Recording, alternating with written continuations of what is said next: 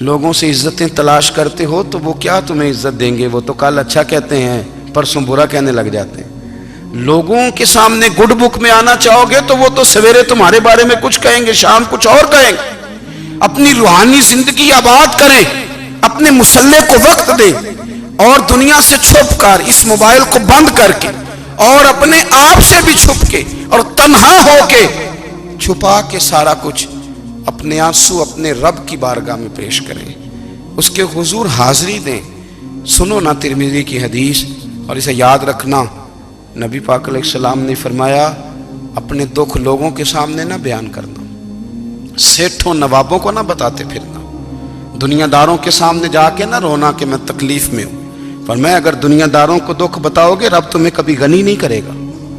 اور لوگ ہیں کہ الٹا مذاق اڑائیں گے آپ کی، جس سے بڑی پکی یاری ہے نا، پکی، وہ تب تک پکی ہے جب تک آپ نے 50,000 مانگا نہیں، اور جس وقت آپ نے کہہ دیا کہ میں مجبور ہوں میری مدد کر، تو پھر ختم ہو گئی دوستی۔ لوگوں کی تعلقات آپ کے ساتھ تب تک ہیں جب تک آپ ان سے کوئی ضرورت وابستہ نہیں کرتے۔ کریم محبوب فرمانے لگے بندوں کے سامنے دکھ نہ بیان کرنا، اللہ تجھے کبھی غنی نہیں کرے گا۔ تو اپنے دکھ اپنے رب کو بتا، تو دعائیں مانگ، تو اس کی بارگاہ میں حاضر ہو، تو اس کے حضور عرض کر۔ فرمایا اپنے دکھ اپنے رب کو بتا، وہ جلدی کرے یا دیر سے کرے تجھے ساری دنیا سے بے نیاز کر دے گا، تجھے کسی کا محتاج نہیں رہنے دے گا۔ اپنے مسلح کو، اپنی دعاؤں، ایک بزرگ فرماتے ہیں میں نے دعا مانگنے کا طریقہ اپنی بیوی سے سیکھا، دعا مانگنے کا طریقہ اپنی، سیکھنے والے تو اپنے بچوں سے بھی سیکھ لیتے ہیں، سیکھنے والے تو ہر ایک سے سیکھتے ہیں۔ وہ کہتے ہیں میں نے دعا مانگنے کا سلیقہ اپنی بیوی سے سیکھا ہے۔ حضرت وہ کس طرح؟ فرمانے لگے میری بیوی نے نا مجھے کوئی کام بتایا، کچھ پیسوں کی ضرورت کے لیے کہا، تو میں نے اسے کہا کہ بھئی ابھی میرے پاس نہیں ہے، کچھ دنوں میں آتے ہیں تو میں دے دوں گا۔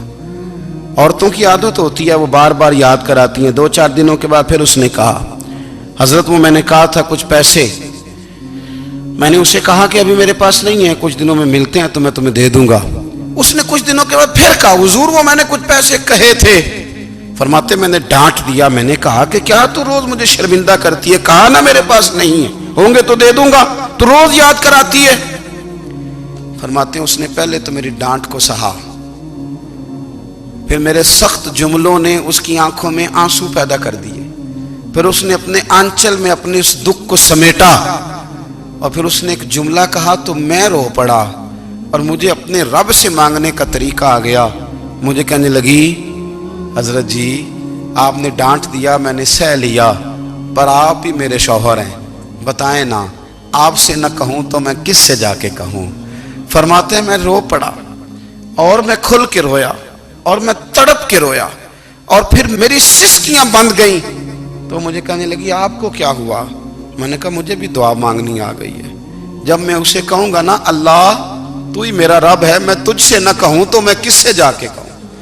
میں کیوں کسی بندے سے سوال کروں؟ میں کیوں کسی دنیا دار سے کہوں؟ میں تیرے بندوں کا، نیک بندوں کا وسیلہ لے کے، تیرے محبوب کی غلامی لے کے تیری بارگاہ میں آیا، تجھ سے نہ مانگوں تو کس سے مانگوں؟ سمجھ آ گئی ہے؟ جب میں اس رنگ میں مانگوں گا تو پھر رب میرے اوپر بڑا ہی فضل فرمائے گا، وہ میرے اوپر بڑی رحمت کرے گا، وہ میرے لیے آسانیاں کرے گا۔ عزیز دوستو، ہم اس طرح کرنے لگ گئے ہیں کہ ہم نے نا اپنے تعلقات پر اعتماد کرنا شروع کر دیا ہے۔ میرے تعلقات بہت ہیں، ہم نے اپنی دولت پر اعتماد کرنا شروع کر دیا ہے، میرے پاس دولت بہت ہے۔ ہم نے اپنے علم پر، اپنی شہرت پر اعتماد کرنا شروع کر دیا ہے کہ میرے پاس فلاں چیز بہت ہے۔